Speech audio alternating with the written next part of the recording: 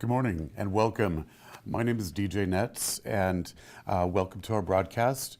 I currently serve as the past president of our local ATD Cascadia chapter, and through our generous partnership with Brand Live, we're going to hear the story of Platt University today. Our presenter is Mr. Gary Ewer, who is the Director of Education at Platt Electric Supply. And during this webcast, if you have questions for Gary about Platt University, type them into the chat feature, and I'll be monitoring the chat window throughout this presentation. And as you have questions, I'll present them to Gary and he'll answer them in real time. So Gary, let's get started by having you tell us how long you've been at Platt. Sure. Thanks, DJ. Welcome, everyone. This is my 35th year at the company. I started in Olympia, Washington in 1983 as an entry-level warehouse worker and delivery driver. And the company has been great to me over all these years. And I eventually managed that branch and then moved my family to Portland in 1990 to take on directing our corporate university. So it's been a great journey. The Platt family has been wonderful to my family, and I'm glad to be here today. Excellent. So we're going to start with our first slide here. The title is Platt University, How Learning and Teaching Has Created a Competitive Advantage for Platt. And a little history on Platt. It was privately held, owned by the Platt family until 2012, from 1953 till 2012, starting here in Portland, Oregon. And now the company is about 144 branches. We are in 10 Western states. And in 2012, Rexel, a large publicly held electrical distributor located in Paris, purchased Platt. And now we belong to this 30,000 employee organization, 2,200 locations in 38 countries. And I have the privilege of being on Rexel's global learning and development team. And it's been exciting to see what we're doing worldwide with workplace learning and how it's impacted the success of Rexel and Platt. Next slide. I wanted to give you a picture of our people.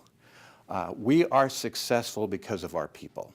A lot of our competition has similar buildings, material, vehicles, but one thing they don't have are wonderful people. And I've broken down for a report here, you see the number of men and women in the organization. We're pretty typical for a wholesale distributor. It's not a glamorous organization, but our efforts are to expand the number of women in the workplace, and we're doing a good job. We're growing in that way. Also, to reflect the different generations, different ethnic groups as well, and also the different generations at Platt. And we are certainly growing in the area of millennials. And one great thing, sometimes there's a lot of bad press about millennials, but they are wonderful when they come to a company where they can see a path for growth. And that's what the university provides for Platt. It's an attractor and a retainer of good people. Our quote from our president at the bottom of the slide says, hire promotable people at entry-level positions and grow them organically. So that's been part of Platt's success over the years. DJ, let me know if any questions have come in. Will. So I want to talk here about our culture. In the presentation, Platt has grown significantly over the years, and how do we manage to maintain our culture, which is so important? So about 20 years ago, I was on a cross-functional team called Team Endeavor, and it had leadership, frontline workers, and we came up with what we called our Platt Core Competencies. And these are 6 things that we think are critical for Platt employees to have. The first one is personal integrity. And people that do the right thing, have values, take care of the customer. The second one is personal leadership. Get up, show up, follow up. The third one, caring. I don't see this a lot on many company values, but it is critical. It's the easiest for me to see. I can see it in your eyes. I can see it in your face if you care. I can hear it in your voice if you care. And so as we're recruiting and interviewing, we're looking for these attributes in new people coming to work at Platt. The fourth one is desire to improve. This has been a critical success to our learning organization. And during the interview, those who were in HR were asking behavioral-based questions, so not hypothetical questions.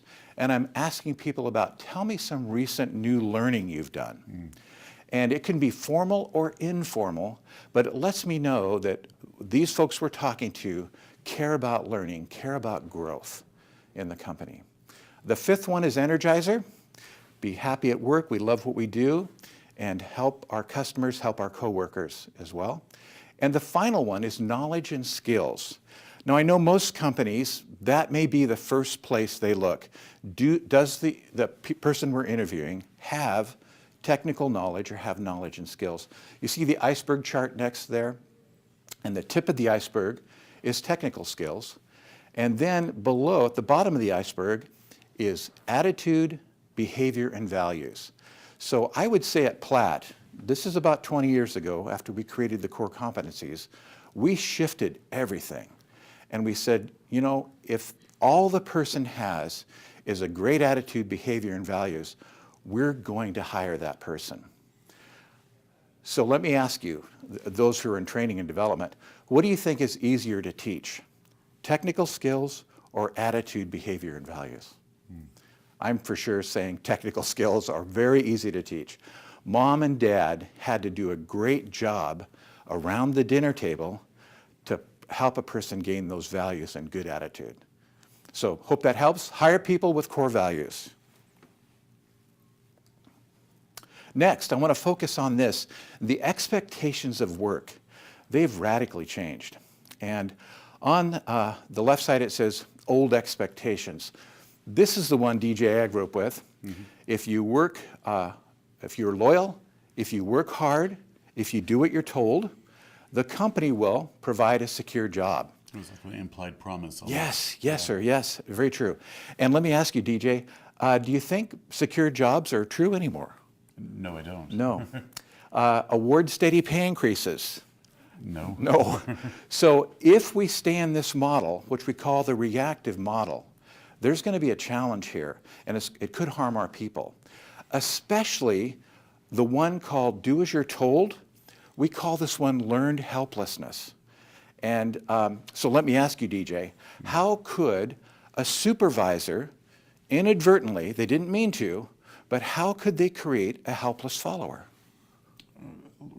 One thing that comes to mind is requiring approvals on everything. Very good, sir. Multiple approvals. Multiple approvals, micromanagement, do what you're told, not giving people opportunities to think. So what we're doing at Platt in our leadership development program is helping our managers understand this whole thing of coaching and helping people begin to enter into this conversation of how are they going to solve this problem.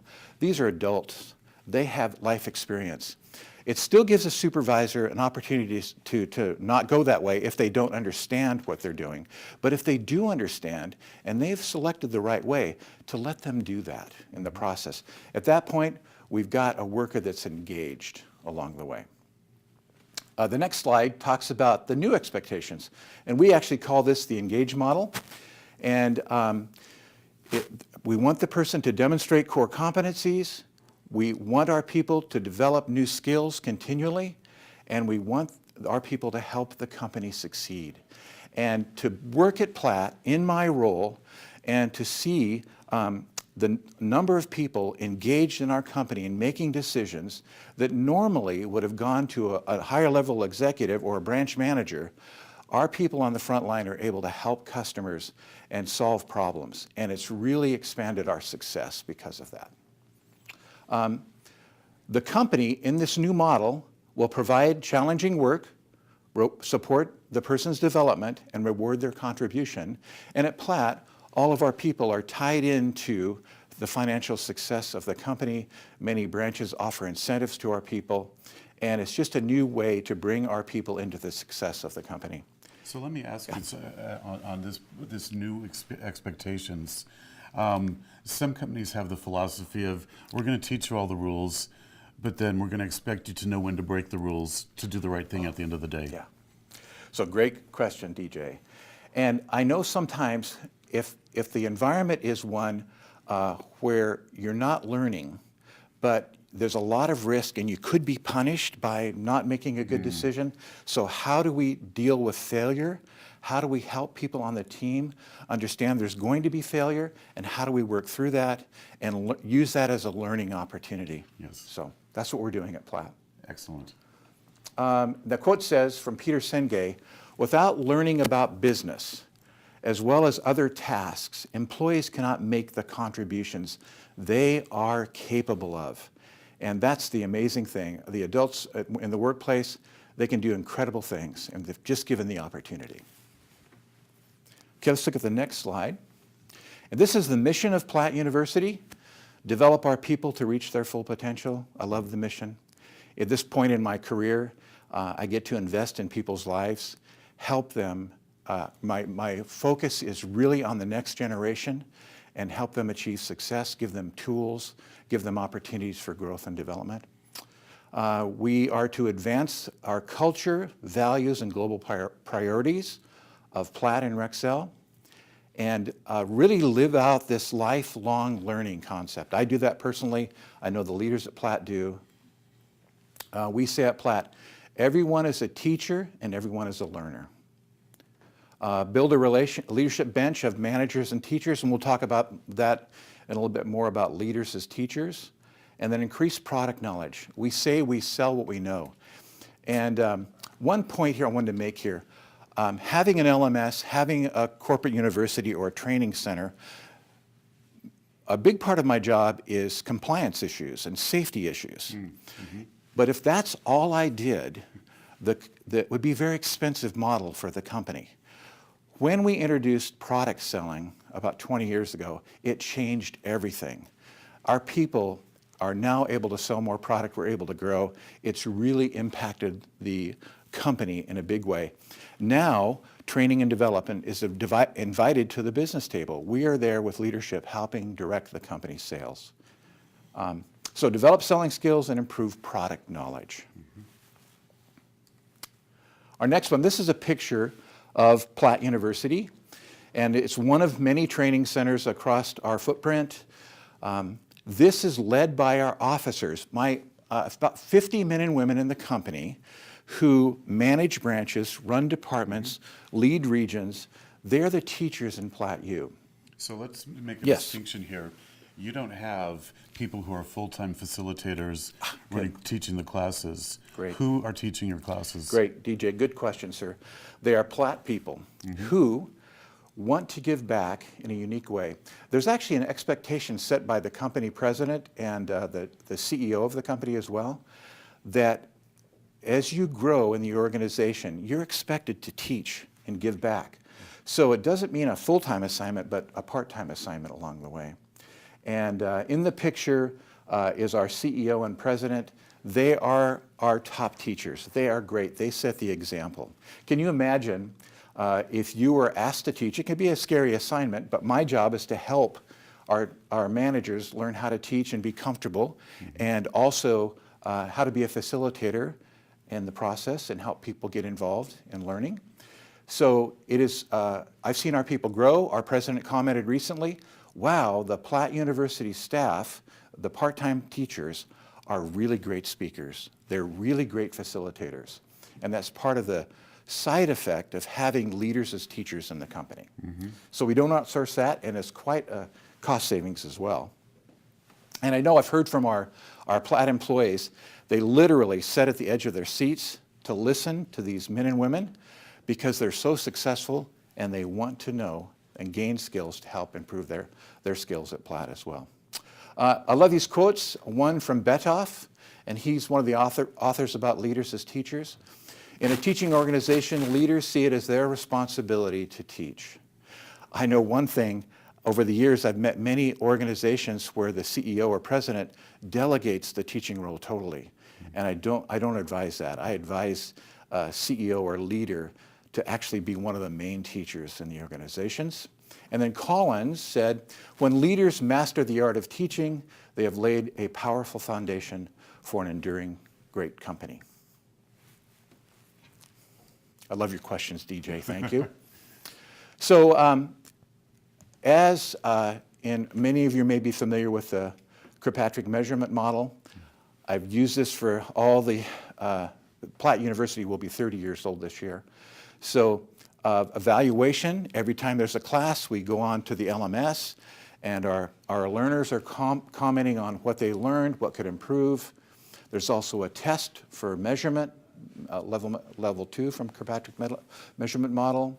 We're also reaching out to the branch managers and asking, how has the person implemented and applied what they learned at class? And then finally, we're actually measuring real business results, whether that's reduction of expenses, increase of sales, how much and what are they doing. It's been powerful to report that to our president every month from these classes and see these results. So it really brings the university into a focus on business at Platt.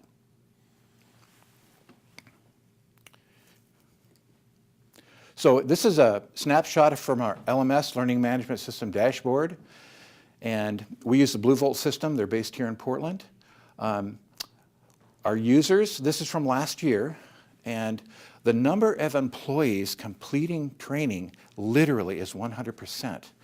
And that's unheard of. But we make learning a part of a person's daily responsibilities.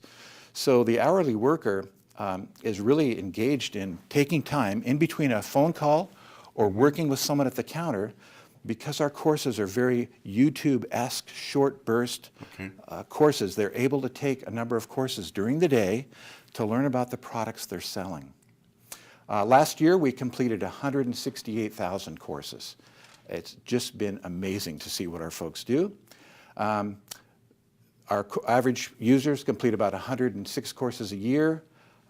Total is about 35 hours of learning.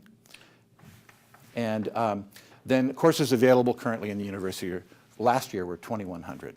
Yeah, that's remarkable. The ATD State of the Industry report, national average hours of learning consumed per year per employee is 32 hours, and you're exceeding that. Yes, and I give this credit to our people because they have this desire. If you didn't enjoy learning, it wasn't part of your makeup, this could be a pretty tough environment to be in because there's an expectation of growth. But we make it fun, we recognize people for their accomplishments along the way. So it's become a big part of our culture.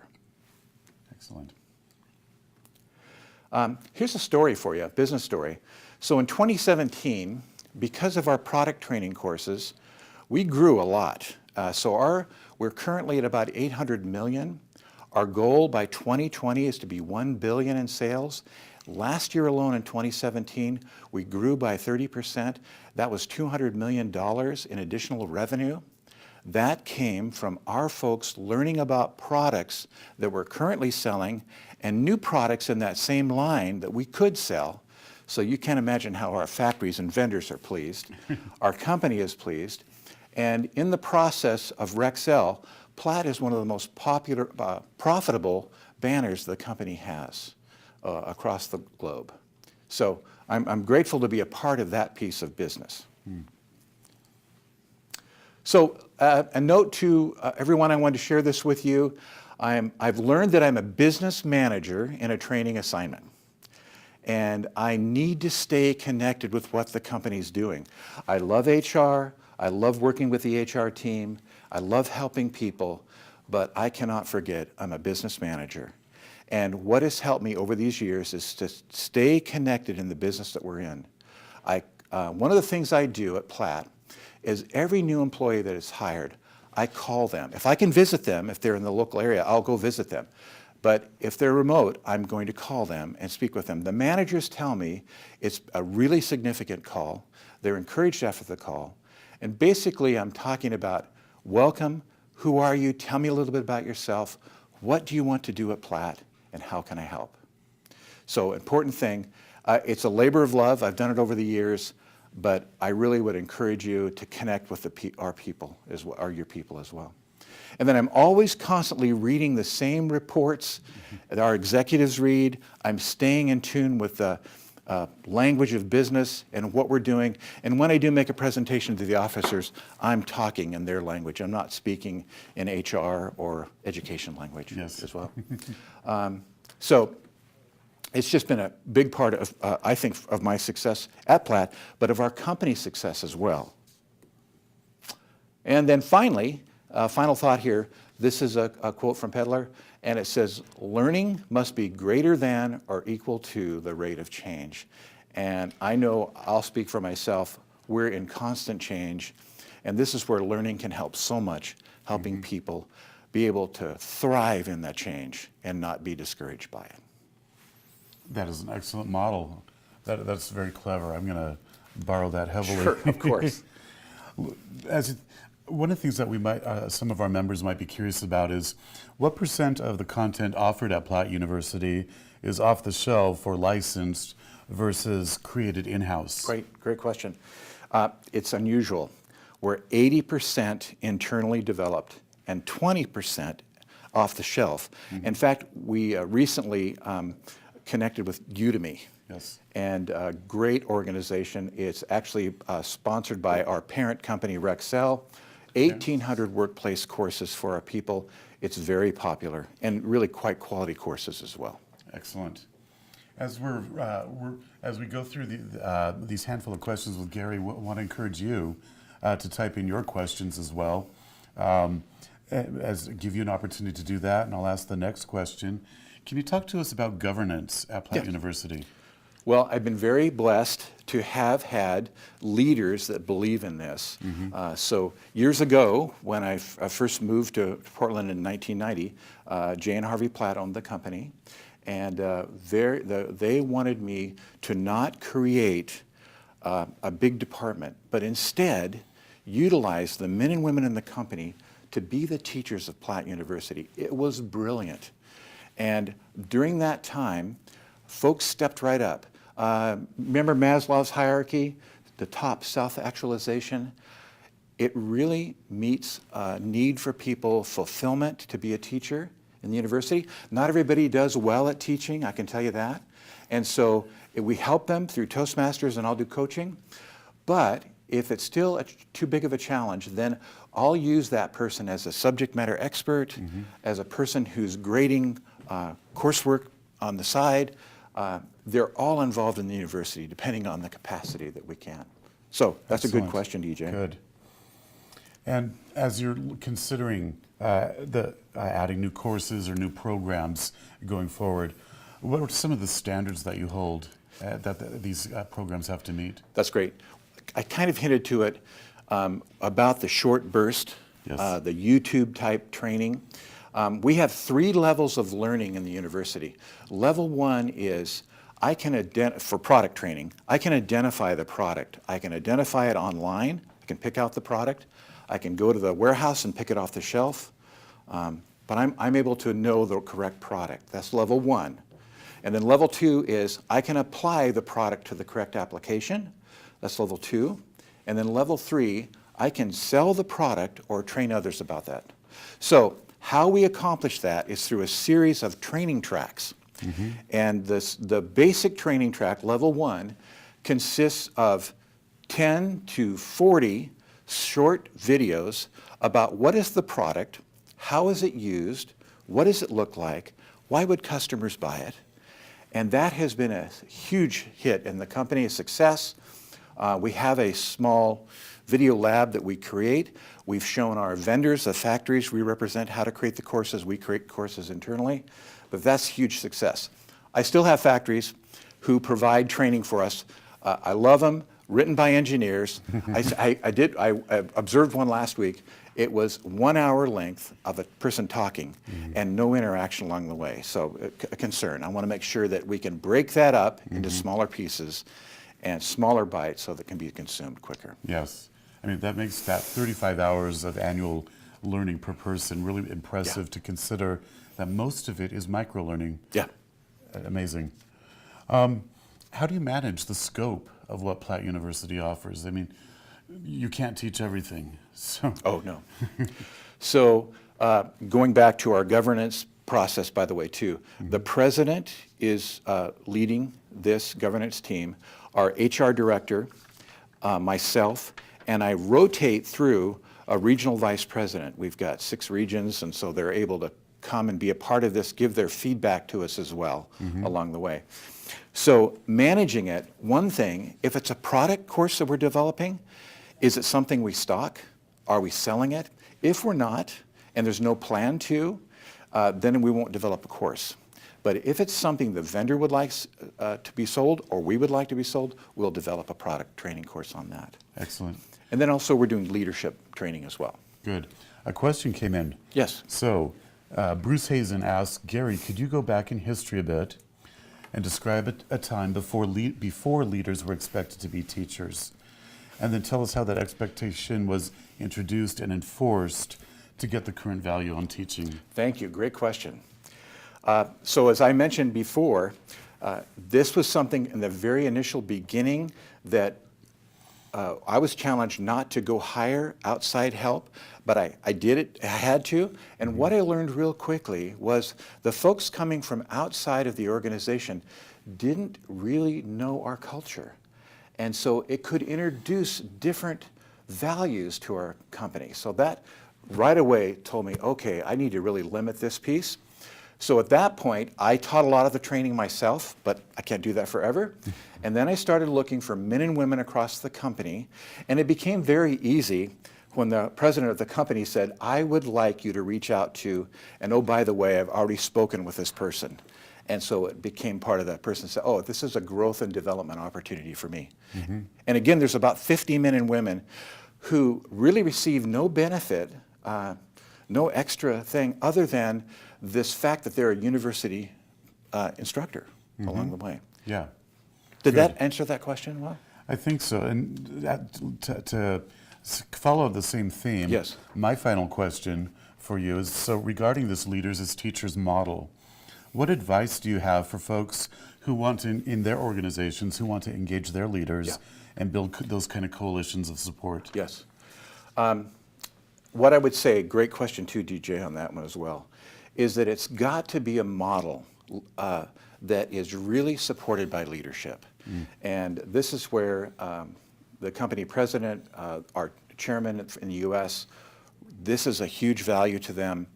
It's very evident to the men and women in our company that as you grow in the organization, there's an expectation that you give back by teaching in the university. And I put them in teams, by the way, so they're team teaching. So it's not one person. And some of the teams are as large as 7, and then 2 to 3 people will come in at a time, and they're able to work with each other well. The improvement of the curriculum is just incredible. The classes are exciting. Our first class is called Base 1, and it's about the company's culture, and the mission of that class is to motivate and inspire our newest people. And truly, at the end of the day, people are excited that they came to Platt and working at Platt. I get calls from branch managers saying, hey, what'd you do to my person? I go, what do you mean? Are they okay? They go, yes, they're excited about working at Platt. Yeah. So. Yeah.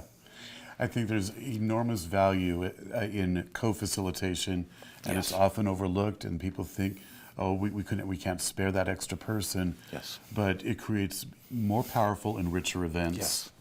We have one more question. So from Dan Vetter, you mentioned how you approach developing product courses. But what % of your courses are leadership, culture related? Are they off the shelf, or do you develop them in-house? That's great. Hello, Dan. Good question, sir. So of that would fall into our 20% of courses. Just recently, we are developing a course called Performance Coaching Training. And it's, instead of being ran in the university, it is actually being developed and distributed, taught throughout the organization remotely. And again, because I have a base of teachers, instructors, they're very mobile and they're able to take that on the road. We do have an outside consultant helping us with this. And Mike Paulson out of the UK, he's a fantastic teacher. And he's helped develop this course and trained our trainers. And so here's an example of using an outside provider to be able to impact our culture. He understands our culture very well, and to take on this new course. So 50% of our training is in person, in the classroom, and 50% is online. That classroom training is so important. It gives us an opportunity to really see our people. Look in their eyes. Are you still with us? Can we help in any way? We care about you. What can we do to grow? One thing I may add, every class, every program, every course all adds to a greater process at Platt. So no course is wasted. It helps people grow in certain ways. When a person's being considered for promotion, the hiring manager is looking back into what training they've completed, what courses they have attended, and then, of course, how are they working with the team as well. So, excellent. yeah. Well, thank you for this great story and this great background and information. We appreciate you taking the time to share your story with our members. And we want to thank Brand Live for providing this great webcasting platform and studio space and a terrific media team to pull all of this together. We are planning more webcasts for 2019, so stay tuned. Keep an eye on our events page for those. We have one planned for January and February. And otherwise, thank you so much for contributing your questions, and we will see you next time. Thank you. Thank you, DJ.